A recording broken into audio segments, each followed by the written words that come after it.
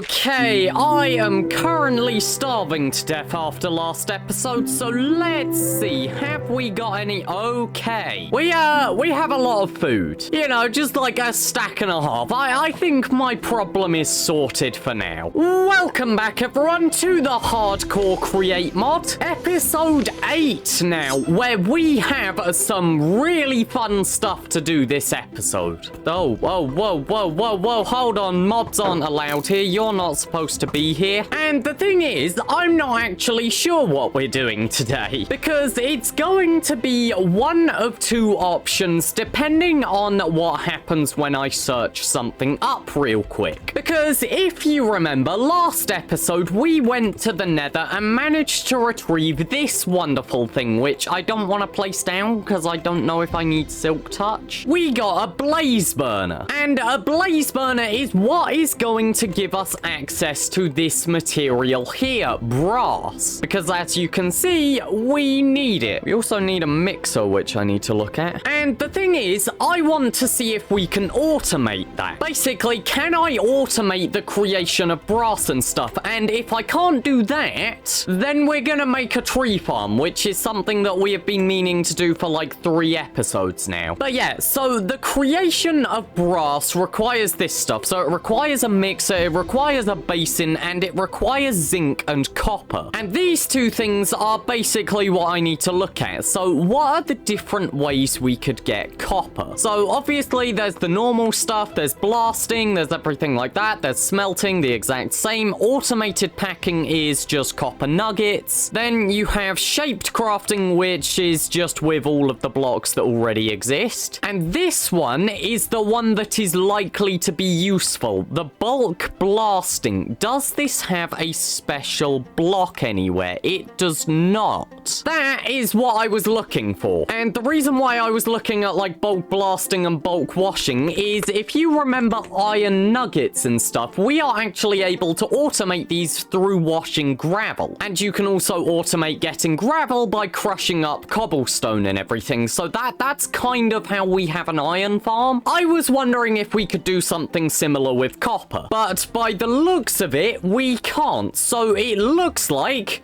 we're gonna make a tree farm finally. Actually, another question. So we can get this by crushing. What sort of stuff do you have to crush? Turfworks, got crimsite and all of that stuff. You've got iron gear, and yeah, it's okay, so it's all just tar. You can't crush up cobblestone or gravel. I was wondering if that would be more efficient. Anyway though, right. We gotta get making some brass. Now, again, I'm not sure if this thing requires silk touch to pick up, but I think I'm gonna just place it here. Oh, why are you inactive? Wait, are you dead? You're kind of cute, though. I've got to admit, look at it. That's so adorable. And yeah, I'm not gonna try and pick you up unless I know if you need silk touch or not. This is my only blaze burner. I don't want to lose it. Like, I know I can pick up the actual blaze burner. I don't want to lose the blaze though. I don't know if I need that. Oh, I might need to move you actually. Right, okay, but other stuff should not be too difficult. Now, I need to go and find all of my stuff because we left it in these chests before going to the Nether. Right, okay, so we need a basin, which is just andesite alloy. Okay, I kind of thought it would be that. Then what about a mixer? So cog, andesite alloy, and then the whisk, which is just some iron sheets. Okay, we do actually have that. Now, my hope is that that is just gonna turn on once we put stuff underneath it. Like, that is what I am sort of expecting. I'm kind of anticipating it to be similar to this, where like this doesn't start moving until an item is below it. Right, okay. So let's make the whisk. We'll also make the basin, the andesite alloy, not andesite alloy, andesite casing, the cog, the mixer, and I think that is everything. We might just need to get another hand crank. We have one in here. Okay. Right. Okay. So my hope is just that, like, if I place something there, and then how do I place this facing the right way? Okay. So that's good there. And I assume just if I chuck something in here at some point, then you're gonna work. I saw a little pop-up there. What was that? Recipe filter. You can set a recipe. Okay. Right, and like, okay, I don't click you to activate. I assume we just need something then. Let's quickly check. Can I make this with any of the stuff that I have with me? Like gold, maybe? There's automated packing, and it doesn't require a blaze burner. Okay. Right. We've got to go and get some copper and zinc. That shouldn't be too difficult. Okay, have you just stolen my block? Okay. Loads of zinc here. Genuinely, look at it. There's a bunch here. There's a bunch there. There's some here. There's even more right here. And look over there. It's more zinc. Even more. Okay, so I just went mining. And I think I'm actually gonna hijack my little, like, iron farm here. Just so that I can quickly smelt this stuff. Because, like, I can't be bothered to sit here with a furnace and everything. So if I just take out that cog. There we go. So that's done what I expected. Then if I grab a little bit of water there. Okay, that water is flowing out. Can I stop that really quick? Actually, I guess easiest way to do that, just disable the drills. Right, okay, but we've disabled the farm there. If I just go and quickly put that water there and then grab this lava bucket. So if I put that up there, I think what we should get is bulk blasting, correct? I'm not seeing anything. Oh, wait. Oh, okay. Oh, I don't see particles. But that did a hell of a lot of damage. Oh my god. I only realized that was doing anything because, like, the iron nuggets got destroyed. Oh my god. Sorry, that just genuinely terrified me. That was lethal. Dude, I could use that in like a really cool mob farm. But okay, if I just chuck that there, hopefully what we're gonna see is a bunch of this will smelt after a bit of time. It's gonna take a while because obviously, like, there's a lot of it, and also I don't know how quickly the bulk blasting works, but like, hopefully it just does. Oh, there we go. Okay. Interesting. So what I have learnt is I don't ever want to stand in front of that. Why have I got no particles though? I think I know. So a little detail about getting the thumbnails for this and stuff. The last thumbnail had a blaze. And to get a screenshot of that blaze without all of the smoke, I turned my particles off. And I have a feeling I've forgotten to turn them back on. Look at that. Okay, there we go. And by the looks of it, all of that has now smelted. So if I just take that lava away, here we go. We can just go and put the water back, put the cogs back on the conveyor belt, and put the cog back on the drills. There we go. Look at that. We have just massively increased our smelting time. No, decreased. Decreased is the word. Look at that. I'm quite proud of that. I am amazed that I thought of that. And yeah, this is much safer to stand in. I genuinely want to use that burning to, like, make a farm. If I ever have to make a mob farm in this, I want to use that. I want to use that, like, blasting feature and stuff, because that was cool. And it was really quick. I want to see that go up against some mobs. Maybe an idea for a future episode there. Anyway, though, we are done here. Let's head back over to our actual home. Oh, this is getting exciting because we're about to use our blaze burner for once. Okay, right. And as you can see, we have also got our shaders back on. So to make brass, I'm pretty sure it's just equal parts copper and zinc. By the way, I want to actually check. Is that how you actually make it in real life? Well, would you look at that? It's accurate. I assumed it would be, but anyway, right, okay, so copper and zinc. Now, the question is, do I just chuck this in, or do I, like, right-click it? I think I just chuck it. So if we do, like, 32 of each or something, that should give us a stack of brass. I just threw that over the top. How do I put this in? Just, like, yeah, that's in. Okay, that isn't. Right, come on, go in. No. I said go in.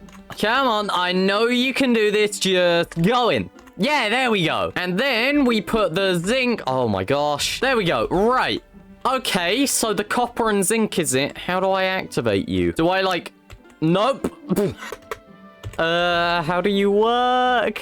Oh, you have to click it with wood. Okay, that makes sense. Just take this. Yeah, look at you. Oh, you're burning now. Oh, but you probably have like a limited time. Okay, so, I need a cog. Hold on, right, yeah, just give me that quickly. Right, okay, and that, and yeah, there we go. And look at that. I am going to assume we have just made some brass there. Should I just spin this until I stop seeing copper particles and everything? This works quite quickly, though, based on how quick we got that achievement. Wait, is this still going? Mate, what? I don't think you should still be going. Mate, stop. I think you're done. You could stop. Okay, but like, I also want to make another assumption here. If I put an andesite funnel on the side of it, you chucked out the copper. That is not exactly useful. Oh, and the blaze burner's gone out. No, come back. Can I use a stick on you? I can. This is a good way of getting rid of all of my junk wood. Oh, I was about to say, I was beginning to wonder if this is actually working or if it, like, only makes a limit of one or something. I don't want to make bread. I was about to say, I was thinking it wasn't working and, like, maybe it only makes one and you have to extract what it's made first. But nope, it just stopped. Look at that, we've got brass. We've made progress. Oh, this is so cool. This is something that, like, is gonna be an absolute game changer. Genuinely, so here's how my thought process with this series went. Like, obviously, I started out and I was just making some basic farms and everything whilst learning Create Mod. I was making the iron farm. I was, like, attempting to make a wood farm, which is what led us on this whole thing. And I made this wonderful little wheat farm and everything. However, I always knew that there was a point where I could die. And that point was when I would need brass, because essentially I would have needed a blaze burner, which of course now we have. And if you remember last episode, I was entirely sure I would die getting that blaze burner. So now that we actually have a blaze burner, and theoretically we don't ever need to really return to the nether, like, we could live without it, really. Although obviously it would be nice to get some more. Because we never need to return to the thing that's actually considered dangerous for me, and really I am not putting myself in much danger in this series. The fact that we've unlocked brass is a massive thing for me, because this is going to give us every other thing that we haven't unlocked yet, at least as far as I'm aware. So basically, in my opinion, like, I think we have actually reached a point where theoretically this series could go on forever. Obviously it won't, and there will probably be something stupid that I die to in future, but like, the unlocking of the blaze burner and like getting all of this brass and stuff, which is now going to give us access to so much more stuff, basically has put us in a situation where, like, we are only going to die to something of dumb luck, probably, rather than when I was absolutely sure that I was going to die trying to get one of these. But anyway, that is enough talking about, like, what I was thinking with this series. We should probably get onto the question of why did I want brass? Because theoretically, we could have actually made a tree farm without it. Well, the reason why I wanted brass is because I didn't exactly fancy sitting in front of a mechanical saw which could activate whenever. And instead, I wanted to get something else to do it for me. I wanted to use a deployer. I did forget I would need one of these. And of course, the deployer would need brass. So that is why we went on this whole adventure to get that to make brass. Because I didn't want to stand in front of a mechanical saw. Safety first, am I right? Right. Okay, so how do we make this electron tube? Because I forgot about this. Polished rose quartz, which requires rose quartz, which is what? It's just redstone and quartz. Is that it? Really? That is it? I mean, I don't actually have much redstone. In fact, I only have a little bit. But, like, still, that is practically nothing. There we go, look at that. Also, side note, actually, I do want to look into getting redstone. So we can get it with crafting, we can get it with blasting, obviously, smelting, shape crafting. We can get it with crushing redstone ore, and yeah, okay, just redstone ore, or blasting redstone ore, or Washing crushed raw iron. Interesting. Okay, we might need to make an optimization to our iron farm at some point, eh? Or we could use this thing. What is filling by spout? Okay, that needs cinder flour. How do you get cinder flour? Netherrack. Okay. Sorry, whenever I look into stuff, I really want to know how you get everything. Right, okay, but we also need sandpaper. Have I even got paper? Wait, is the thing holding me back here paper? Is that what I'm missing out of all of the stuff in this world that I have? Am I missing paper? And also sand, actually. Wait, I don't have any sand. I don't have any. Really? Of all the stuff I could be missing, I'm missing sand and paper? Good God, man. There's literally like a bit here. Why is there sand here? I long for the day when Minecraft adds bone mealing sugarcane. Okay, you know what? I'm gonna take a wander over to the desert that's over here. I know I could take the sugarcane that is left down there and stuff. I just would rather not lose all of my sugarcane in our location. That's okay. You remember what I said about dying to dumb luck? Yeah, that's what I'm talking about. Okay, that was a really pointless and unnecessary side tangent to go and get some sugarcane there. I planted some over there just so that I actually have a supply now. But anyway, right, okay, let's just make some sandpaper really quick. Applies polish to items held in offhand or lying on the floor when looking at them. Or I could just craft it, can I? Or not. Okay, wait, hold on. So, like, yep, there we go. What?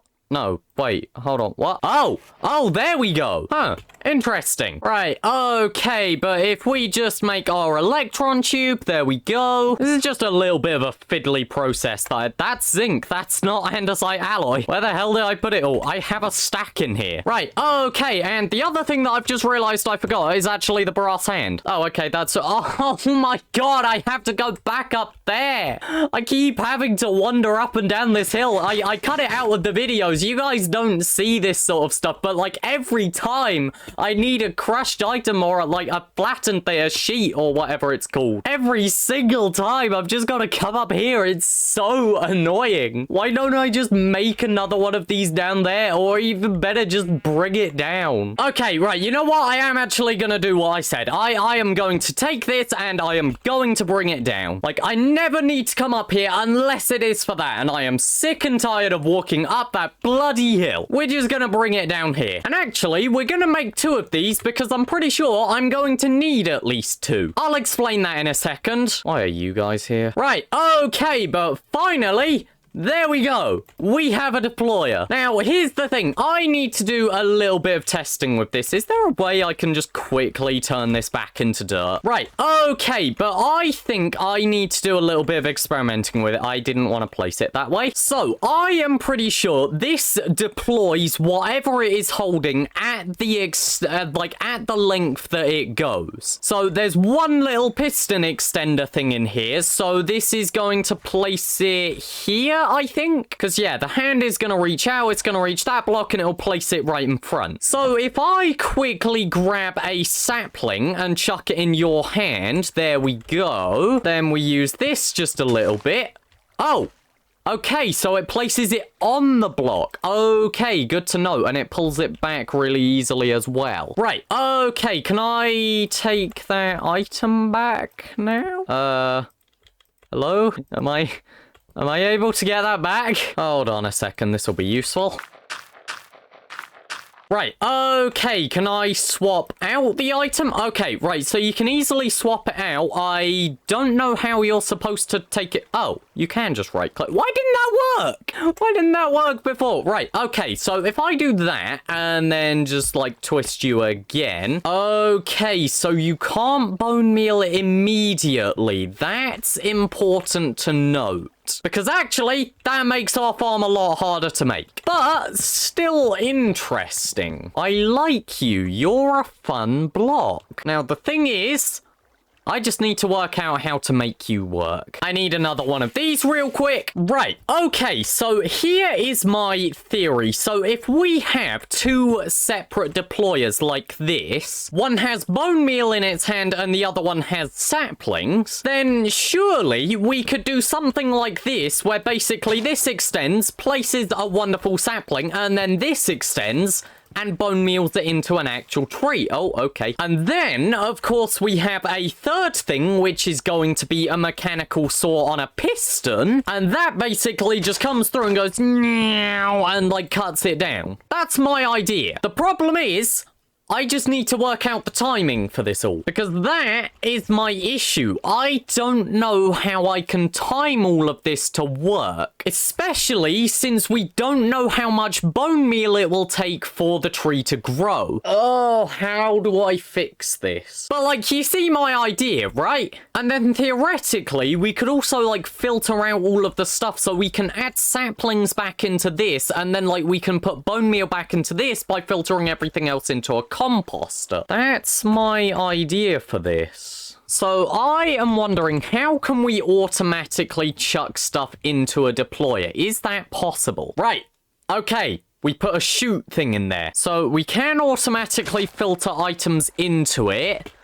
Still doesn't solve our timing problem. And you know what? I'm gonna take a guess and say that you guys are probably a little sick of hearing my voice at this point, because we're an hour into the recording and I've basically been talking most of the time. So I think I am gonna take some time to think about this and maybe build an actual working farm. And I'll see you guys at the end of it when I have worked this all out. Or unless something notable happens, like I die. So yeah, let's see you in a bit.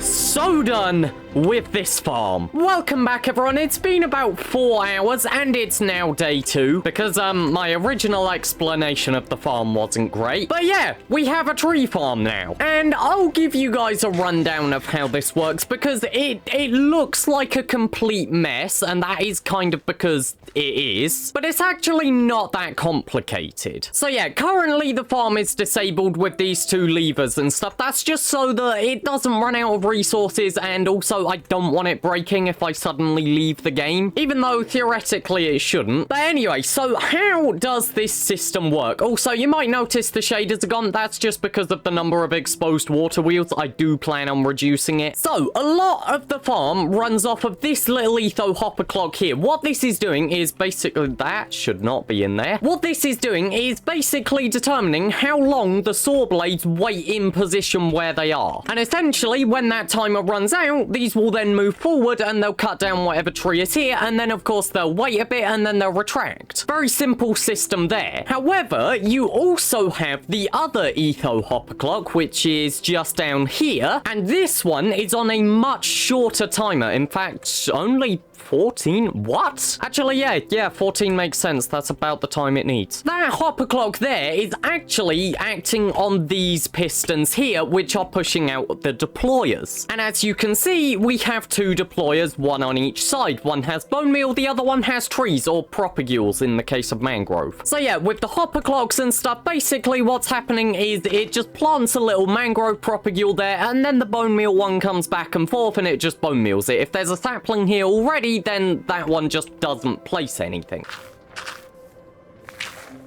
Right there, what you actually just saw was our other bone meal supply. So there's actually 2 sources of bone meal in this farm, and this is the one that's probably earning the most. Basically, it's just an exact copy of that wheat farm down there, except this one is just feeding everything into a composter. The other source of bone meal you can find is right down here. So, of course, a fun mechanic in the create mod is, of course, the fact that basically if a contraption breaks something, like it cuts down a tree or it's harvesting crops, if there is a storage container on the contraption, basically all of the resources go into there. So then, just like our little wheat farms over here and everything, basically when this moves, these 2 little things connect up and it transfers all of the items across. So of course what you end up with is all of the wood, any other sort of stuff like apples, but you also end up with saplings. And what we have here are 2 little things called smart shoots. I believe that's the name of them. Is that correct? Smart shoots. Yeah. Now, smart shoots are fun, and I really love this item now because essentially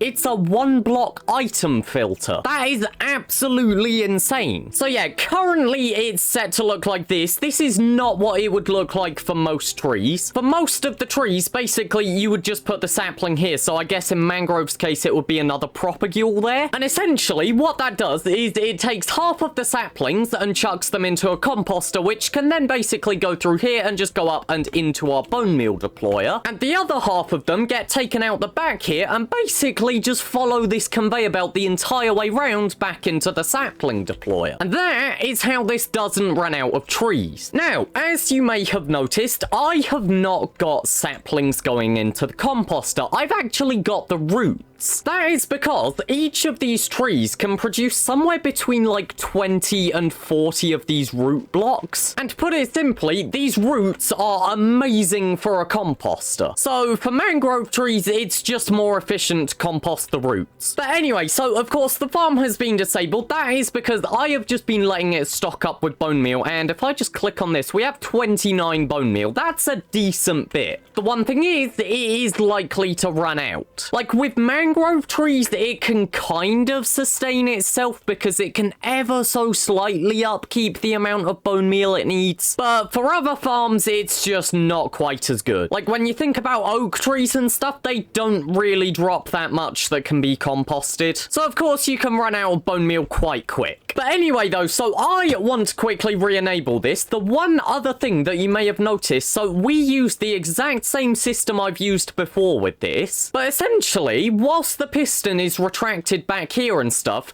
this is a solid block. Therefore, it's able to convert a redstone signal upwards. So what this signal is doing is actually, it's re-enabling the deployers. That is important because essentially, if this system moves forward whilst the deployers are out, it actually pushes the entire contraption. And yeah, I might be able to get a replay shot. It breaks a lot. So yeah, essentially it's acting as a little safety mechanism, and it just means that like we're not going to accidentally break the farm. But anyway, right, let's re-enable it. So if we turn on that, that's gonna start moving. We can also re-enable that one. As you can see, it just cuts down the entire tree at once, which is amazing, and all of the resources are going to go into here. Yep, let's move out the way of the saws. Now, it's gonna take a little bit of time to sit here. It's a little annoying that it has to do that. But, like, to be fair, it gives the entire farm, like, time to use the composters and everything when there's actually resources going through, so it's not that bad. Plus, it's still not, like, that bad for efficiency either. But here we go, so it's going to retract, and what we're going to see is actually it takes a little bit of time for items to move across. So I think in the case of it going backwards, it's actually going to only transfer one item. It's when it goes forward that it actually clears out this entire supply. I don't know why, it's weird. But as you just heard, that was the composter going, and there we go. See what I said about like the mangrove roots being good? That's 2 more bits of bone meal. You wouldn't get that from any other tree. But anyway, so here we can now see the deployers going, and that grew incredibly quickly. Okay. Normally that takes a little bit of bone meal. But yeah, so it pushes all of these blocks in place and stuff. This might look like it breaks the farm. It actually doesn't. It does nothing. It is completely harmless. And yeah, now we have our saw blades coming back. Also, that chest should not... Well, okay, well, it's not going to be empty now. This chest here would have emptied all of its stuff into here. As we can see, we've got a little bit more wood. And look at this. We've got some of the propagules coming back up. And yeah, that's how the tree farm works. It took a long time to design. I have completely run out of redstone as well, but like it works. And yeah, it is a flawed design. Like it definitely has issues. It by no means is perfect. You know, like sometimes it will run out of bone meal. Sometimes like the saplings just run out if you get really unlucky with a bunch of trees. But like at the end of the day, it is a functioning farm and it does work entirely by itself. And if you need more bone meal, well, just like